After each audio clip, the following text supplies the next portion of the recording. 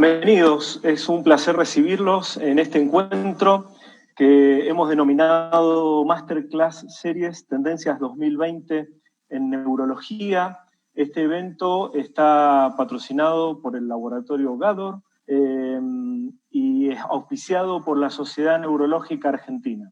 Yo soy Andrés Barbosa, el actual vicepresidente de la Sociedad Neurológica Argentina, y una vez más, quiero expresarles el agradecimiento por participar de este evento y un agradecimiento muy especial al Laboratorio Gador que nos ha permitido armar esta vía de conexión con neurólogos de todo el país, incluso que se están conectando desde fuera de la Argentina, y con quienes vamos a compartir 4 encuentros vinculados a patología neurológica, una actualización en patología neurológica, en los cuales hoy vamos a hablar sobre epilepsia y en las otras oportunidades vamos a discutir sobre accidente cerebrovascular, esclerosis múltiple y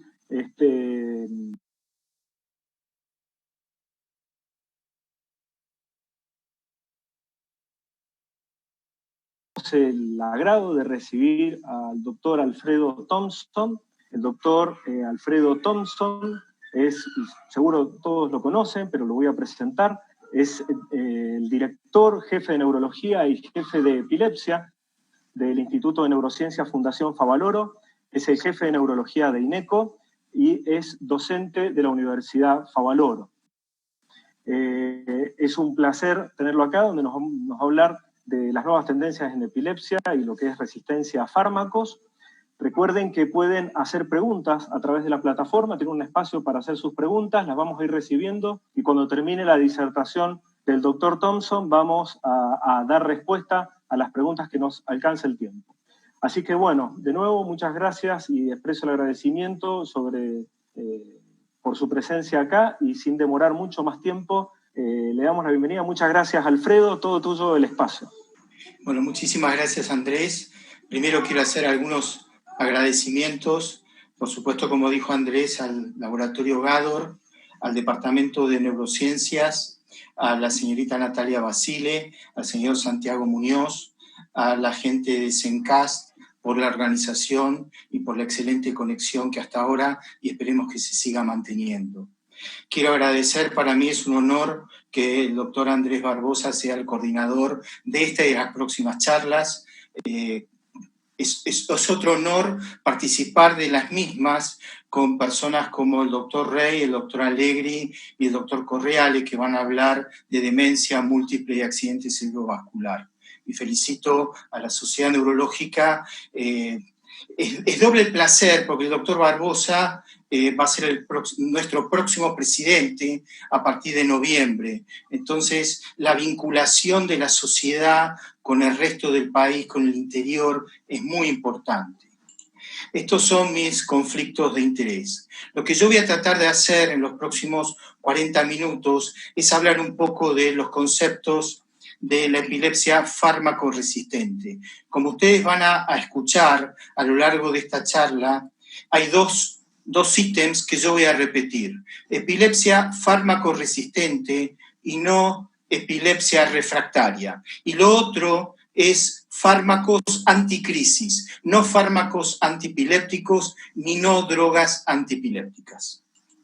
El concepto que se tiene en los últimos años sobre la epilepsia es esto: las crisis es un iceberg, las crisis es la punta del iceberg. Las crisis es solamente una manifestación de algo que va más allá de las mismas. Es un trastorno cerebral de redes neuronales caracterizado por la predisposición duradera a generar crisis y las consecuencias neurobiológicas, cognitivas, psicológicas y sociales. Reitero este concepto. La epilepsia no son solamente crisis, es todo lo demás. 50% de las personas con epilepsia padecen trastornos psiquiátricos y el 50% padecen trastornos cognitivos. Entre el año 91 y en 2019 existen 25 drogas anticrisis. Estas son todas las drogas. A partir del fenobarbital 1912 hasta la actualidad contamos con todas estas drogas. Todas son eficaces, todas. Todas sirven para el tratamiento de las epilepsias. ¿Por qué anticrisis? Porque las drogas no curan la epilepsia. Las drogas no atacan el fenómeno epileptogénico, solamente disminuyen la chance de recurrencia de crisis. Bien, este artículo se publicó en el New England en el año 2000. Cuando fue publicado, estuvo muy criticado porque el segundo autor, Martin Brody, participaba del desarrollo de todas las drogas nuevas. Había hecho un arreglo con el hospital que estaba enfrente del suyo, en Glasgow, y él no operaba a ningún paciente. Y los pacientes que no funcionaban con las drogas se los mandaba al otro hospital para que los operen. En el año 2000 publicó este artículo. Hoy, estos datos, disculpen la expresión, es la Biblia de la farmacología de las epilepsias. Ya lo van a entender rápidamente.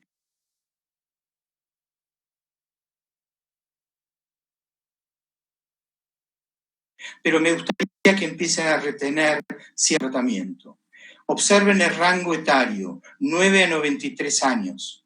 Al año de recibir una medicación adecuada para el tipo de crisis en una dosis apropiada para esas crisis, 64% no tenían crisis. Lo que empezamos a aprender que el 80% de las personas que empezaban con epilepsia requerían dosis bajas, 20% requieren dosis más altas.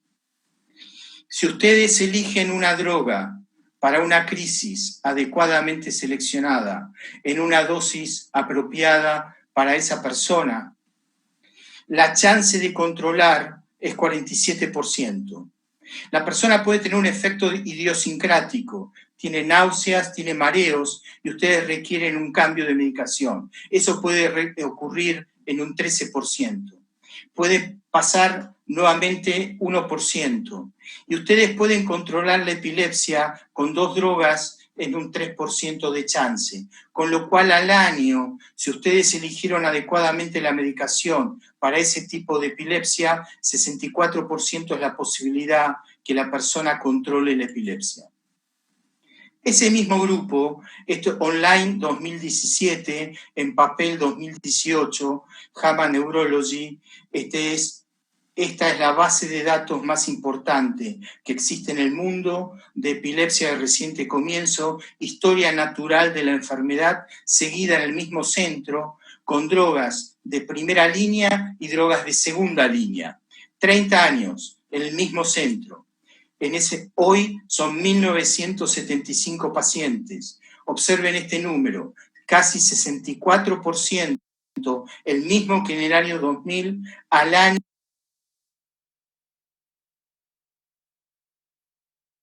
controlan las crisis. Si ustedes eligen adecuadamente la droga para el tipo de epilepsia. Acá no sé si ustedes ven bien, la probabilidad es casi 50%, con la segunda droga es 11% y con la tercera 4.7%. Pero esto es porque no es porque hayan elegido mal la droga, sino porque la persona tiene un efecto idiosincrático. Y la chance de estar libre de crisis con esquemas subsiguientes 10 años después no va más allá del 2%. 36% de personas, 30 años después de seguir con drogas, siguen con crisis. Lo que aprendimos es que el pronóstico de tratamiento con drogas anticrisis depende del número de crisis que ocurren previo al tratamiento. O sea que discutir al día de hoy si uno trata o no una primera crisis es absolutamente anacrónico, porque el pronóstico de esa persona depende del número de crisis que haya tenido previo al tratamiento, por supuesto, de crisis no provocadas. En la historia de abuso de drogas, historia familiar de crisis de epilepsia, familiares de primer grado, esto es de mal pronóstico. Y si yo tengo antecedentes psiquiátricos, básicamente depresión, es de mal pronóstico para el control de crisis. Los pacientes con epilepsia generalizada demostraron mejor respuesta a las drogas anticrisis que los pacientes con crisis focales. Y esto está publicado online en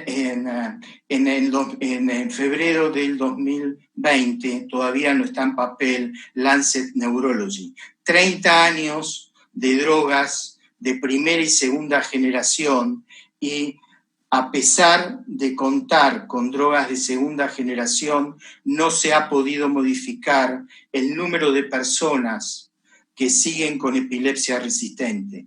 36% es el número de personas que siguen con crisis a pesar de las drogas nuevas y a pesar de las drogas clásicas. En el año 2010, la Liga Internacional propuso una nueva definición de epilepsia resistente a drogas. Todavía en ámbitos clínicos, neurológicos y de personas que se dedican a la epilepsia, todavía se utiliza el vocablo de epilepsia no resistente, sino epilepsia refractaria. Bien, esta nueva definición es la respuesta a un fármaco en la epilepsia, tiene que tener una respuesta observada, es un proceso dinámico, no fijo. El curso de la enfermedad muchas veces es fluctuante y los cambios a la respuesta representan cambios en la fisiopatología. Clasificar a un paciente como resistente al tratamiento es válido en el momento que uno lo está evaluando, pero no significa que lo será para siempre. ¿Qué quiere decir esto? El motivo por el cual la Liga Internacional propuso no seguir llamando epilepsia refractaria es por lo que implica refractario. Epilepsia resistente quiere decir que yo puedo ser resistente a las drogas hoy, pero en un año puedo no necesariamente seguir siendo resistente a las drogas. El objetivo primario de la nueva definición es mejorar la atención del paciente con epilepsia y facilitar la investigación clínica. Es una definición pragmática, aplicable a la práctica clínica diaria, dirigida a todos los niveles de la práctica, atención primaria, neurólogos generales y epileptólogos. Esta nueva definición ayuda a los médicos no especialistas a rápidamente identificar cuadros de epilepsia resistentes a fármacos y derivarlos a centros de mayor complejidad. Tiene dos niveles. El primer nivel jerárquico por un esquema que categoriza el pronóstico de la intervención farmacológica o no farmacológica. Esto que yo les voy a mostrar, si es la primera vez que lo escuchan, que lo leen, puede resultar un poco complicado, pero es fácil. El sentido amplio, las categorías son libre de crisis, falla de tratamiento o algo indeterminado. El nivel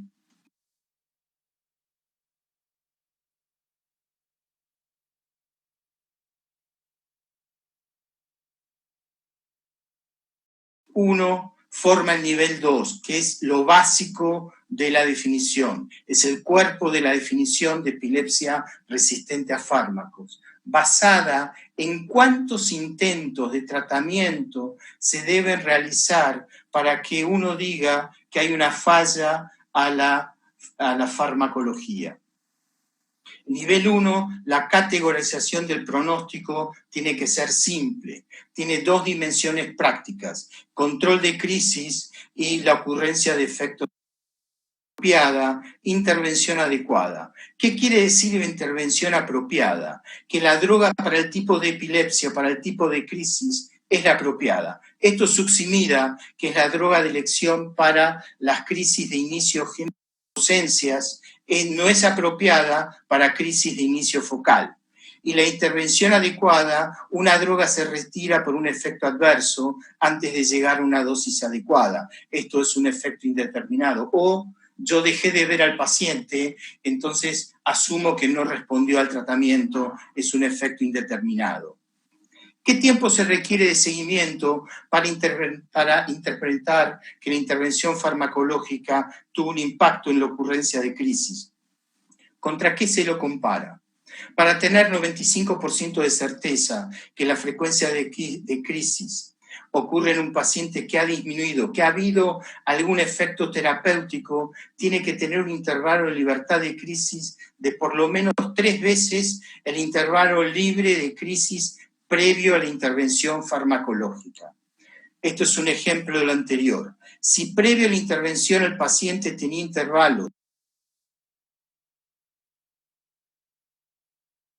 periodo de 18 meses libre de crisis, será requerido para concluir que la frecuencia de crisis ha disminuido con respecto a la intervención farmacológica. O sea, que si yo tenía crisis cada 6 meses, 3, es la necesidad de documentar una respuesta sostenida en el tiempo, que sea significativo. Esto es práctico. Si ustedes leen un trabajo que dice el paciente fue operado o recibió una medicación y está libre de crisis 6 meses después, no tiene valor. Si ustedes van a un congreso y escuchan, este paciente fue operado hace 6 meses, está libre de crisis, el éxito quirúrgico no tiene valor. Tiene que por lo menos tener 12 meses libre de crisis para empezar a evaluar la respuesta a la intervención. Y esto es la definición, la falla de 2 esquemas terapéuticos bien tolerados, elegidos apropiadamente. O sea, que la droga que ustedes le den sea la droga adecuada para el tipo de epilepsia que padece el paciente, en mono o en politerapia, y la dosis que reciba sea la dosis adecuada para esa persona, no para el tipo de crisis, no para la droga, para esa persona, y que lo reciba al tiempo adecuado. Y esto se requiere no más de 12 a 14 meses. O sea que en 12, 14 meses yo puedo asumir que una persona es resistente o no a los fármacos. Y esto es un concepto que cualquier médico clínico tiene que saber. Efectividad es eficacia y tolerancia. Este es un buen ejemplo. Cuando apareció la Oxcarva en el año 91, en esa época era Ciba-Geigy. Ciba-Geigy decía que la Oxcarva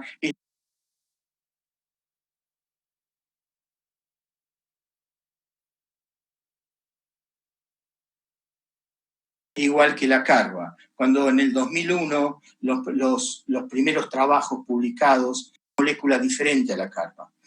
Pero estos son los datos de la eficacia. Entonces ustedes ven que 600, 1200, 2004 es fantástica la respuesta para los respondedores de 50% de disminución de crisis. Ahora, cuando ustedes ven la efectividad, la cosa cambia, porque la tolerancia con 2.400 hicieron que el 74% de las personas abandone el tratamiento porque la intolerancia era importante. Bien, ¿cuál es la fuente de evidencia de todas estas cosas que estamos hablando? Estudios retrospectivos, observación de casos, estudios no controlados, prospectivos, estudios aleatorios controlados. Esto es lo que en la traducción del inglés al castellano ustedes van a leer estudios randomizados, aleatorizados. La traducción es estudios aleatorios controlados o metaanálisis de estudios aleatorios controlados. ¿Los estudios aleatorios controlados son las mejores respuestas a todas las preguntas? Son la mejor fuente de evidencia, pero no responden todas las preguntas terapéuticas. Tienen controles por sesgos, pero no por todos. Son dependientes de cuestiones metodológicas y siempre deben ser interpretados en forma crítica. ¿Por qué? Porque la mayoría de los estudios aleatorios controlados de drogas anticrisis se realizan por las compañías farmacéuticas para tener la aprobación de la autoridad regulatoria. Es mejor que nada, pero es lo mejor disponible. ¿Y cuáles son las ventajas y las desventajas? Son estudios doble ciego, controlados con placebo, metodología protocolizada, alto nivel científico, pero es una situación artificial. Los pacientes, las dosis, la duración del estudio, la titulación, no es la práctica diaria. Y las preguntas que se hacen difieren de las necesidades clínicas. Bien, en el 2013 la Liga Internacional sacó este trabajo. y dijo que no va a hacer más guías. La Liga Internacional no publica guías. No publica guías y acá tienen un buen ejemplo. Levetiracetam y sonisamida tienen evidencia A para crisis de inicio focal.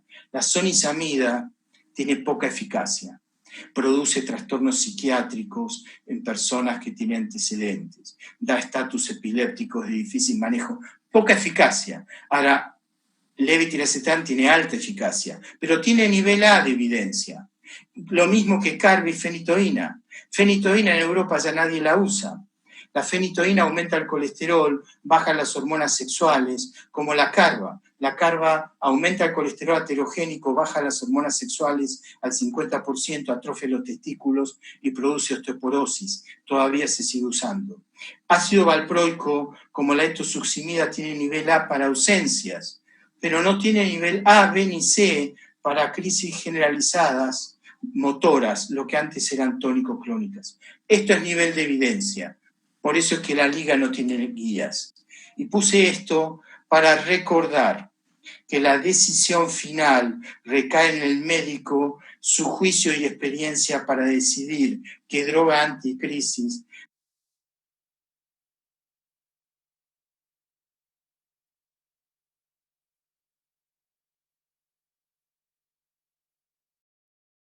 es la más adecuada para un paciente específico. Hay que saber que ningún médico va a ser juzgado por si utiliza levetiracetam en 4.000 o 5.000 miligramos, por más que el prospecto diga que la dosis es hasta 3.000. Eso quiere decir esto. Si ustedes van a usar, hay más de 25 drogas anticrisis. Hay más de 299 combinaciones de drogas anticrisis. Se necesitan más de 30 años para poder utilizar las más de 299 combinaciones. No les sugiero que empleen tantos años para sinergistas. Valproato y lamotrigina, lacosamida y drogas no inductoras tienen evidencia A en la literatura. Perampanel y drogas no inductoras, excepto el fenobarbital, tiene evidencia B y todavía nos faltan trabajos para la evidencia A. Estas son las 3 combinaciones sinergistas de la literatura. Sinergista, quiere decir que el valproato, combinaciones. Las otras combinaciones que ustedes puedan utilizar no quiere decir que no vayan a funcionar. Pueden funcionar, pero no porque sean sinergistas, sino porque tengan un efecto por azar que hagan que esa persona controle las crisis, pero no por este efecto farmacodinámico. La utilización del glutamato como mecanismo primario para disminuir la actividad epiléptica ha sido blanco de investigación y de interés en los últimos años. Hay 2 drogas anticrisis que tienen actividad antagonista no selectiva de estos receptores, felbamato y topiramato, altamente eficaces, pero hay que saber utilizarlos. La mayoría de las drogas anticrisis actúan inhibiendo los canales de voltaje calcio o voltaje calcio-sodio, de voltaje dependiente, aumentando el GABA. Otras tienen un novedoso mecanismo de acción. Pregabalina, gabapentina, levetiracetam, lacosamida, esogabina, perampanel y brivaracetam. Yo me voy a referir brevemente a algunos de estos nuevos fármacos con novedosos mecanismos de acción. La mayoría de los anteriores, nadie sabe cómo funcionan. Estos que yo me voy a referir son los primeros fármacos que se tienen más o menos idea de cómo funcionan in vitro y en el ser humano.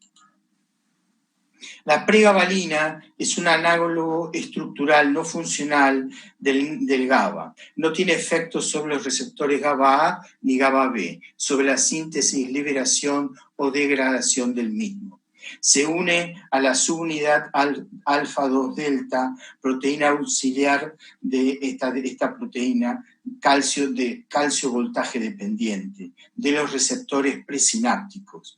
Esta unión reduce la entrada de calcio en las terminales, disminuyendo la liberación de neurotransmisores excitatorios, como el glutamato, noradrenalina y sustancia P. Presenta un excelente perfil farmacocinético luego de la administración por vía oral, la absorción es completa y no se necesita alimentos para la misma. La toma de pregabalina con comidas no afecta su absorción. La biodisponibilidad es 90% y la vida media es corta, 6.3 horas. No inhibe las enzimas del citocromo P4 ni las induce. Y no se han observado interacciones farmacocinéticas en los estudios regulatorios. Los efectos indeseables del fármaco son los comunes en cualquier droga que actúa en el sistema nervioso central, pero si ustedes dan la droga rápido, como la farmacocinética de la droga lo permite, uno lo puede dar rápido, pero eso es un problema, porque si lo damos rápido, se produce rápidamente aumento de peso o edemas en los tobillos. O sea, esto es un cuidado que hay que tener. Lo podemos dar rápido, no tiene interacciones, tiene 100% de metabolismo renal, se tolera perfectamente, pero hay que tratar de darlo despacio. La dosis habitual es de 300 a 600 y es excelente para la epilepsia de la tercera edad. La lacosamida también tiene un mecanismo de acción muy novedoso. Es modo estereoselectivo de interactuar con los canales de sodio. Es una nueva clase de droga anticrisis conocida como aminoácido funcional. Aumenta la inactivación lenta de los canales de sodio, voltaje dependiente, y estabiliza la membrana sin afectar la inactivación rápida. Se une a la proteína mediadora de respuesta de colapsina. Disminuye la pérdida neuronal observada en los animales con estatus epiléptico. Por eso es que es una droga que tiene buena función en el estatus epiléptico. La absorción es afectada por la comida, tiene una farmacocinética lineal, una vida media de 12 a 16 horas, se utiliza 2 veces al día, se elimina parcialmente por excreción renal y tiene baja unión a proteínas. Bajo potencial de interacción farmacocinética droga-droga, no interactúa con anticonceptivos orales, no inhibe el citocromo P450 y no pierde eficacia con drogas, pierde eficacia con drogas inductoras. El brivaracetán es una droga nueva, tiene 1 año de uso en nuestro país. Es un ligando altamente selectivo en la proteína sináptica vesicular 2A. Su afinidad para las 2A es 15 a 30 veces mayor que el levetiracetam, dependiendo del modelo experimental utilizado. En los estudios regulatorios, los pacientes que tomaban levetiracetam, en la mayoría de estos estudios fueron excluidos.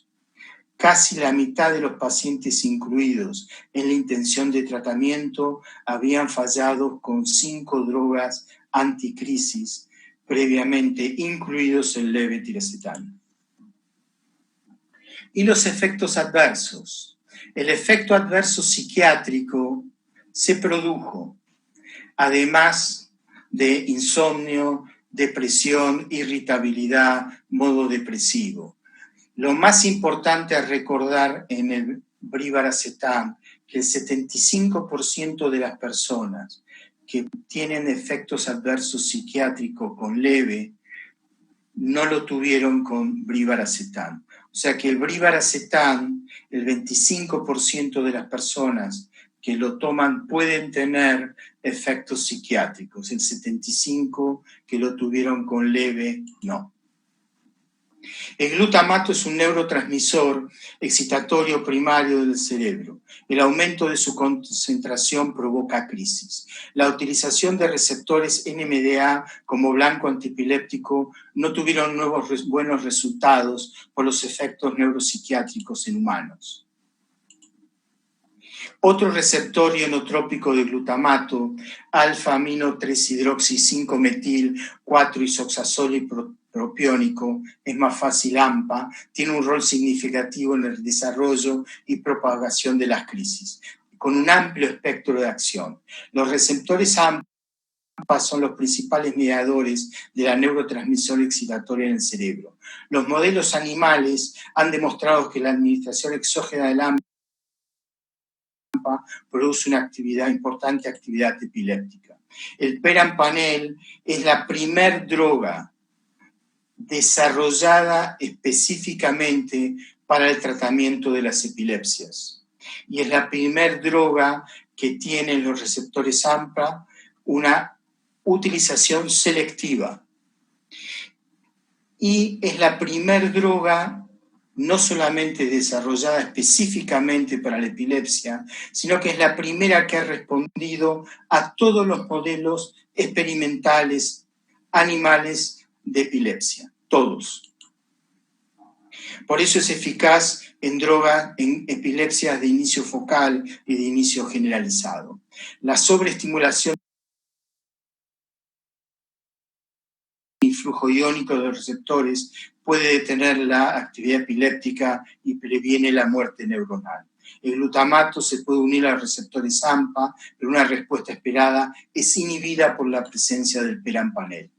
El perampanel tiene una cinética lineal, se absorbe rápida y totalmente luego de la administración oral, tiene una concentración máxima en suero en pocas horas y los alimentos no alteran la absorción oral.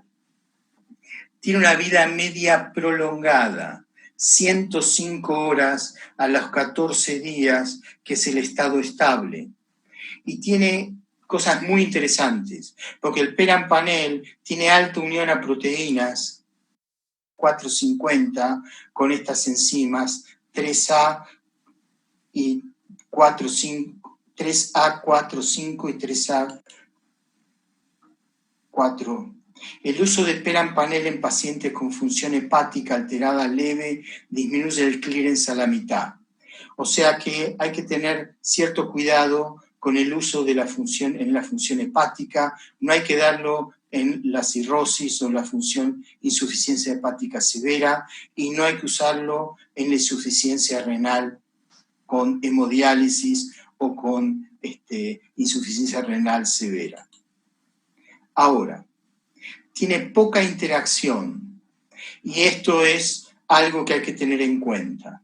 La FDA como la EMEA le puso una advertencia por trastornos psiquiátricos. Estos son los estudios regulatorios y como ustedes ven, la chance de tener un efecto psiquiátrico no pasa de 1.9, 1%, 1.7%.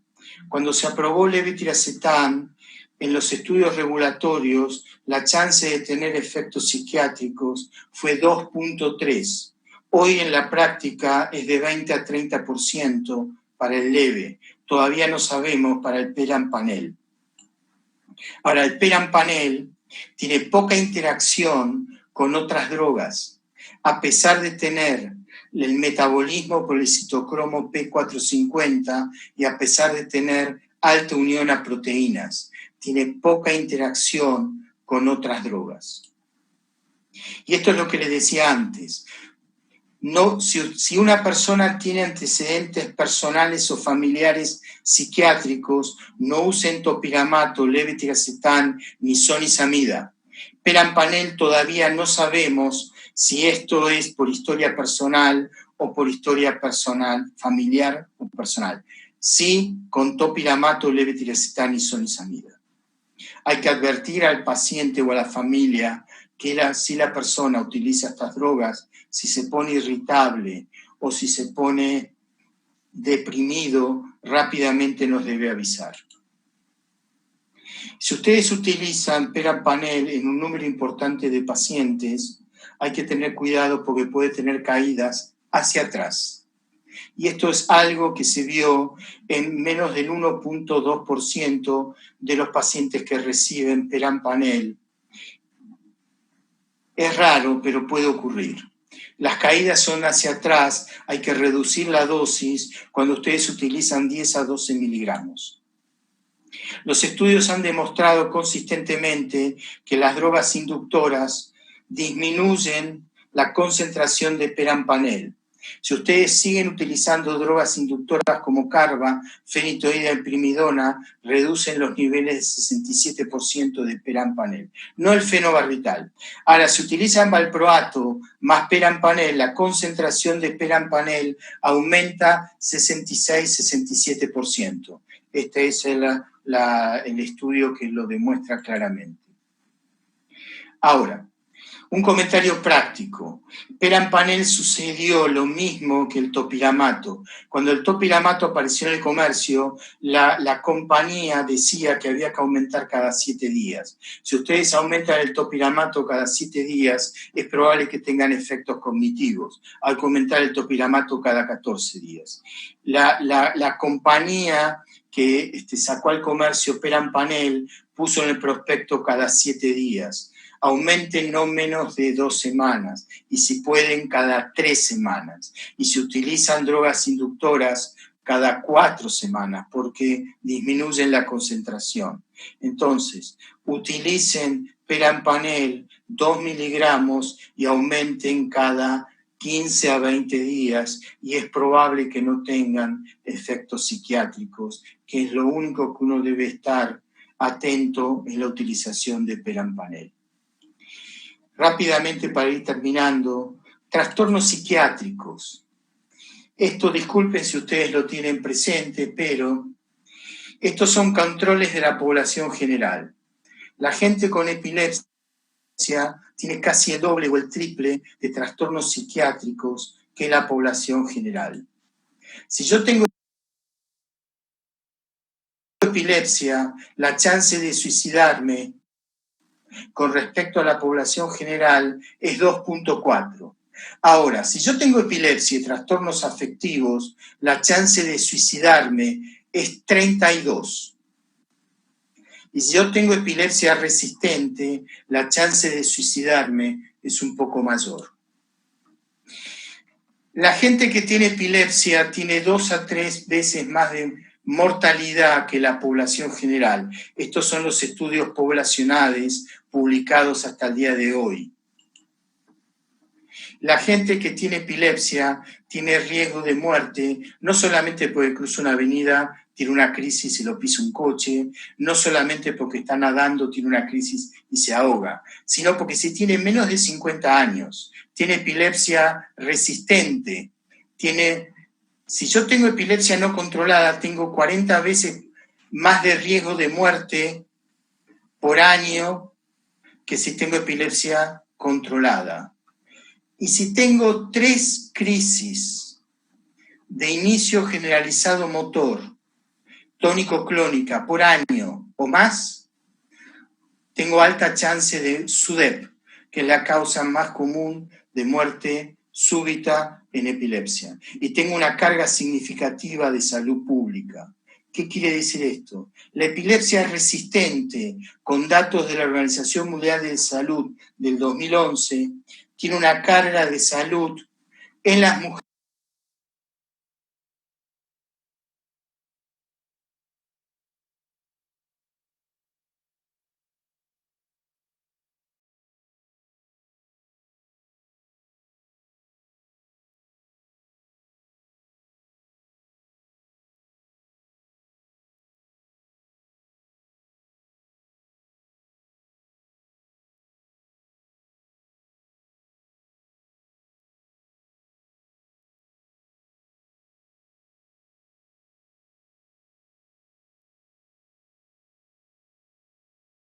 en las mujeres 4 veces mayor que el cáncer de mama y en los varones 4 veces mayor que el cáncer de próstata. Esto es no todos son quirúrgicos. Existe un consenso general que los pacientes con epilepsia fármacos resistentes deben ser considerados para epilepsia, pero no todos son considerados. Pero existe un problema en el mundo entero. Esto es en países desarrollados. En Estados Unidos, solamente el 1% de la gente que tiene epilepsia resistente se opera. Reitero, dos conceptos.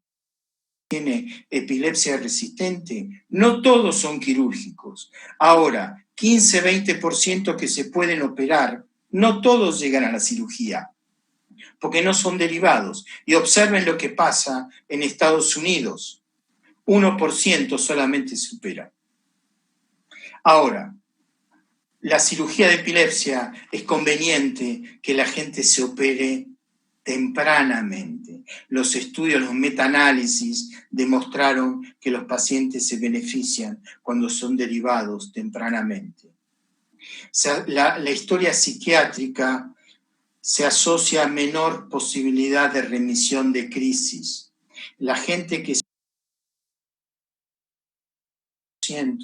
de historia psiquiátrica, y si yo tengo historia psiquiátrica no tratada, la chance de mejorar con la cirugía es baja. La cirugía temprana conduce a mejores resultados. Ahora, cuando uno deriva a centros, la gente no pierde los pacientes, mejora la calidad de vida, evitan que la gente se muera, se reevalúa el diagnóstico, se reevalúa el tratamiento, se considera la cirugía, no todos van a ser o pueden ser operados, se optimiza el tratamiento. Y observen este estudio publicado el año pasado en JAMA Neurology, les recomiendo su lectura. ¿Es lo mismo derivar? O sea, la gente que sigue con crisis, ¿es lo mismo derivar que no derivar? Esto es la tasa de mortalidad de toda la cohorte de pacientes con epilepsia. 42.000, casi 43.000 personas. De la cohorte se murieron casi el 7%, pero lo desglosan.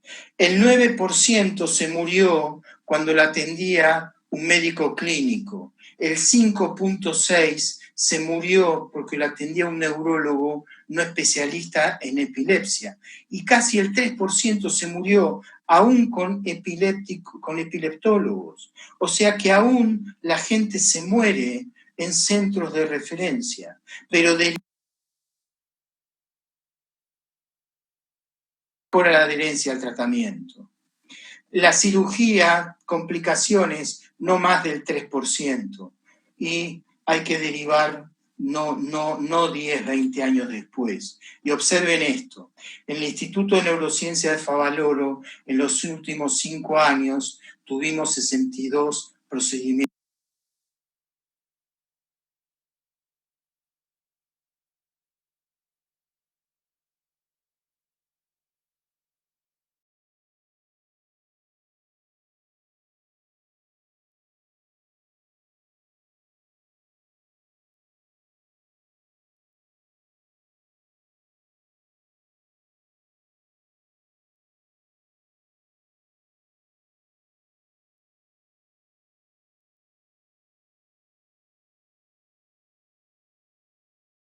Quirúrgicos. Lo que yo les quiero mostrar con esto es lo siguiente.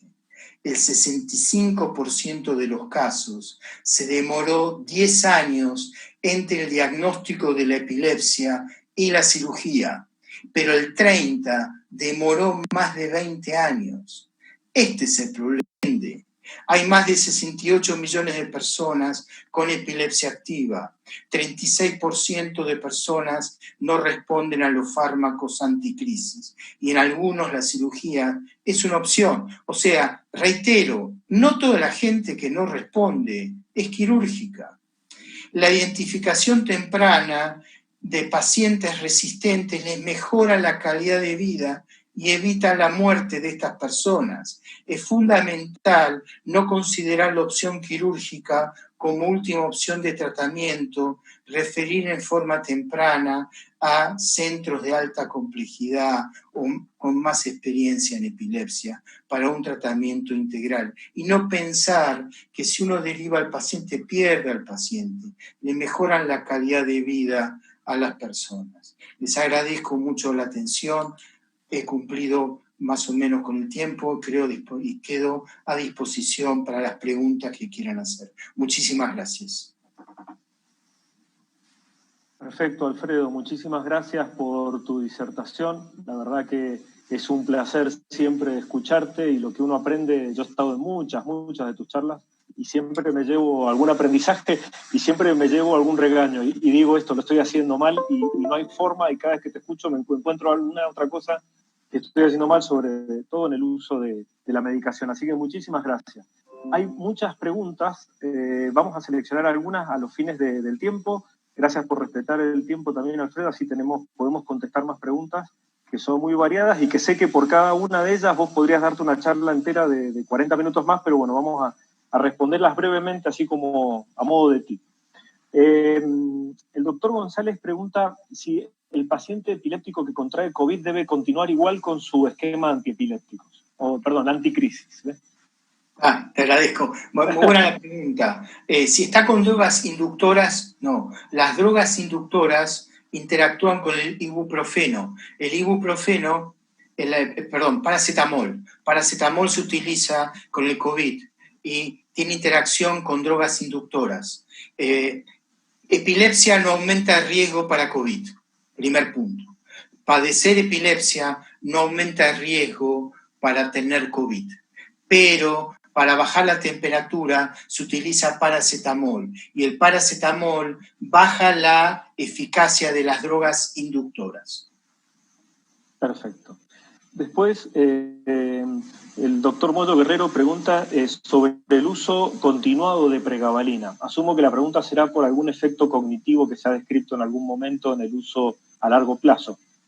No tengo experiencia, uso pregabalina desde hace muchos años. De hecho, la pregabalina la presentamos en el Congreso de Neurología del 2005 con la doctora Cochen, la doctora Saidón, para la compañía que la sacó en su momento. La utilizo del año 2005, no vi a nadie con trastornos cognitivos, en monoterapia. No sé si la están utilizando en politerapia y si en politerapia puede tener efectos cognitivos. Desconozco. Bien. La doctora Escalice pregunta o quiere saber...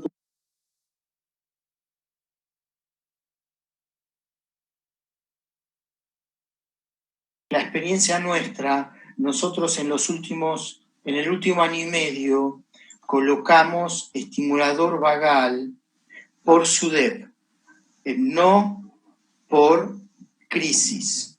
El estimulador vagal tiene buena respuesta en crisis atónicas. La compañía que vende el estimulador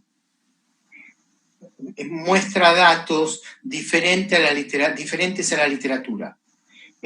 La mejor respuesta al estimulador vagal es para crisis atónicas. El estimulador vagal nosotros lo usamos por SUDEP porque la literatura demostró, a pesar de que hay trabajos que dicen lo contrario, que para disminuir el SUDEP, el estimulador vagal es eficaz. Son trabajos de Suecia muy interesantes, es una estadística muy buena.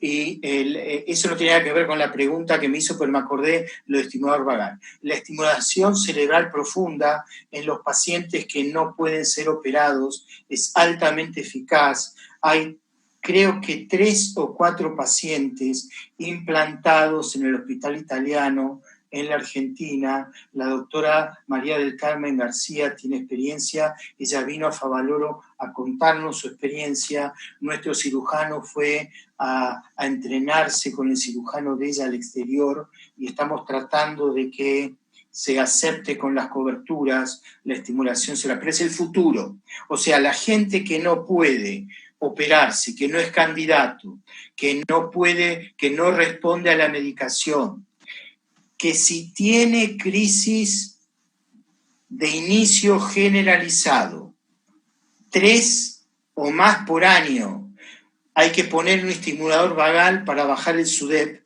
hay que hacer estimulación cerebral profunda, si pueden colocar DBS, por supuesto, si la familia lo puede pagar o si la cobertura. Yo creo que falta poco para que lo cubra. Es lo mismo que pasó con el estimulador vagal, salía $30.000 al principio, hoy lo cubren todos. En la estimulación cerebral profunda va a pasar lo mismo. Pero es excelente y es el futuro, es lo que va a venir. Muy bien. Le agradezco la pregunta. Acá el doctor Eskenazi hace una pregunta del millón. ¿En qué momento se puede decir que un paciente está libre de crisis y cuándo podría decidir suspender la medicación? Le agradezco la pregunta. La epilepsia se cura en dos situaciones. Si yo tengo un síndrome de edad dependiente o si yo me opero de la epilepsia de un cavernoma o si yo me opero de una gliosis del hipocampo a los 2-3 años de empezar, porque la definición de epilepsia resistente, no refractaria, la Liga Internacional la hizo apuntando a que la gente con epilepsia que no responde a los fármacos sea operada a los 3-4 años de empezar y no a los 10, 20 o 30. Si ustedes leen cualquier trabajo de cirugía de epilepsia, ustedes van a ver que el promedio de años de epilepsia no baja de 10 años. Cualquier país del mundo, Estados Unidos, Europa, Canadá, Japón, todos tienen 10 años de promedio. Entonces, la definición de epilepsia resistente, que es dinámica. Yo puedo tener epilepsia resistente hoy. Ustedes me están evaluando para ver si me puedo operar. Aparece una molécula nueva, la prueban y respondo a la molécula. Dejo de ser resistente. Vuelvo a la pregunta. La definición de epilepsia, una crisis. Si estuviéramos en una situación presencial, yo les preguntaría, levanten la mano, ¿quién de ustedes trata la epilepsia con una crisis no provocada? Pero no lo podemos hacer porque estamos virtual. Ok. La epilepsia se trata con una crisis no provocada, sea de inicio focal, sea de inicio generalizado. Ahora, la nueva definición de epilepsia del 2014, que retoma la del 2005, dice que yo estoy libre de crisis si paso 10 años sin crisis, de los cuales 5 estuve sin droga y mi electroencefalograma es normal. O sea que estar en remisión, tengo que estar más de 10 años sin crisis, de los cuales 5 tengo que haber estado sin drogas. Es difícil. Ahora, si yo tengo epilepsia edad dependiente, 100%. Cavernoma es la cirugía que al año me pueden sacar la droga. Gliosis del hipocampo. 10 años es difícil, porque ustedes me la sacan, tengo 80% de chance de volver a tener crisis. Y si vuelvo a tener crisis, en un adulto tengo 60 de control y 40 que vuelvo a ser resistente. Por ende, en una epilepsia con gliosis del hipocampo de 10 años de evolución, no es fácil quitar droga. Operado. Perfecto. La doctora Santi pregunta si se evalúa una correlación entre la disminución de crisis y disminución de síntomas psiquiátricos o deterioro cognitivo en términos de eficacia de cada droga, o si se apunta de forma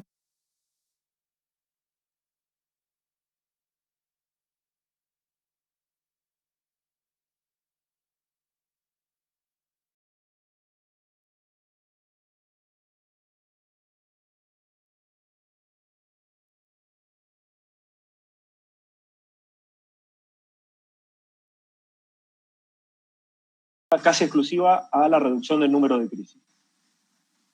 Supongo que es de los ensayos clínicos. Hacer un comentario, porque nosotros acá en Latinoamérica, lo que dice la FDA es maná del cielo. En el 2008, la FDA puso un warning a 11 drogas antipilépticas que producen aumento de suicidalidad. En el 2009, la Liga Internacional y la Asociación Americana de Epilepsia dijo que eso era un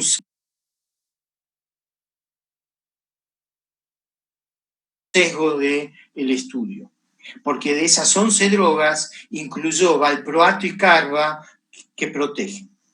Los efectos psiquiátricos de las drogas antiepilépticas se producen en dos situaciones. Primero, la mayoría de los efectos psiquiátricos con las drogas en los estudios regulatorios se producen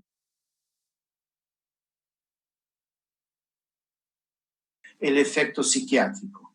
Y de las drogas que producen efectos psiquiátricos es levetiracetam, topiramato, sonizamida y perampanel. Ahora, si yo tengo antecedentes personales o psiquiátricos, no me den ni topiramato, ni leve, ni sonizamida, porque tengo 20-30% de chance de hacerlo. Todavía no sabemos si el perampanel con antecedentes familiares o psiquiátricos me los produce. Ahora, el problema psiquiátrico es complejo porque ¿cuántos de nosotros usamos antidepresivos en gente con epilepsia?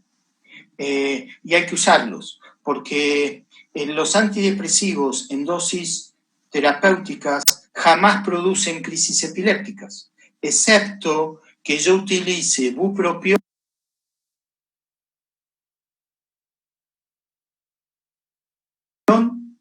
amoxicilina, que casi no se usa, clorimipramina, o que utilice sertralina 300 no da crisis.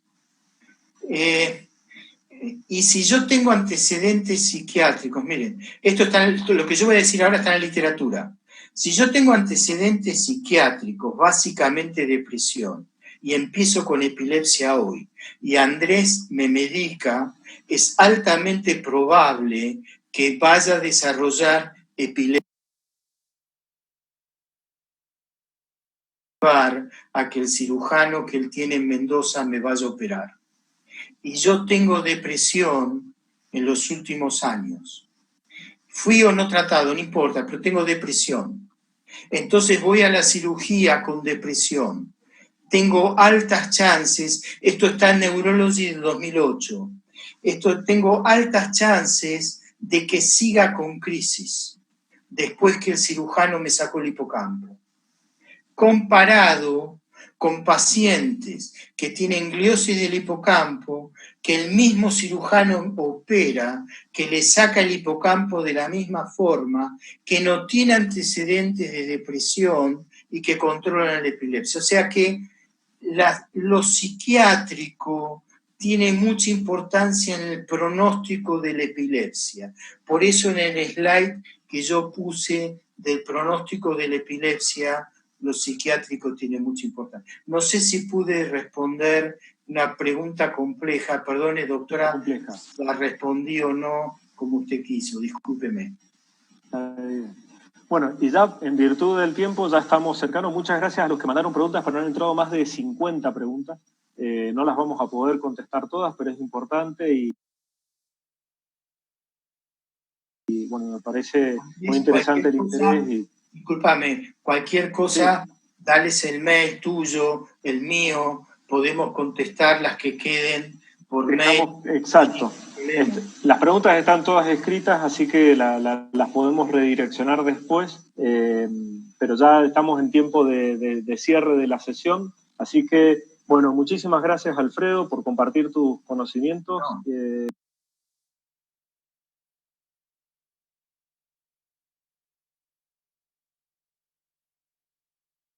Súper claro como siempre, y tu experiencia muy valiosa.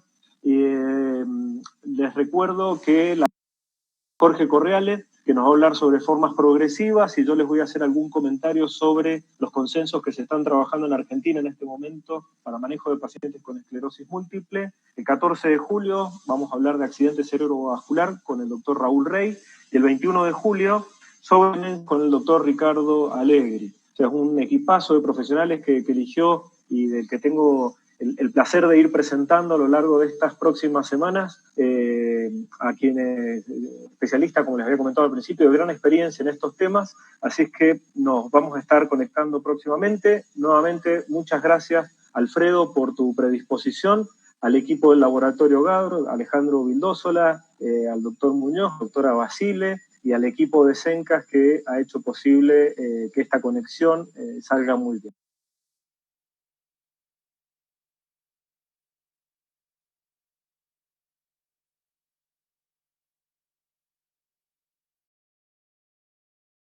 Así que bueno, muchas gracias y buenas noches. Muchas gracias a ustedes. Gracias.